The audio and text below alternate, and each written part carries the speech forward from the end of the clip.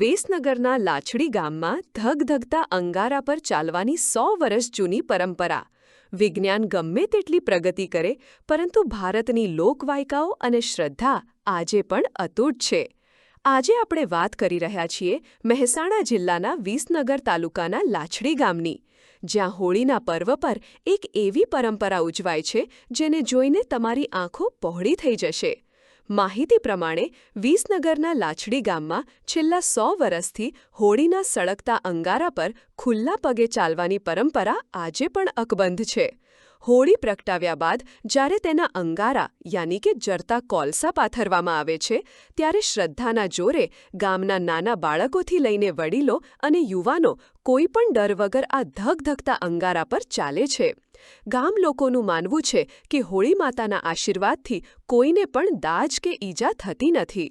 આ અનોખી પરંપરા જોવા માટે આસપાસના ગામોમાંથી પણ મોટી સંખ્યામાં લોકો ઉમટી પડે છે.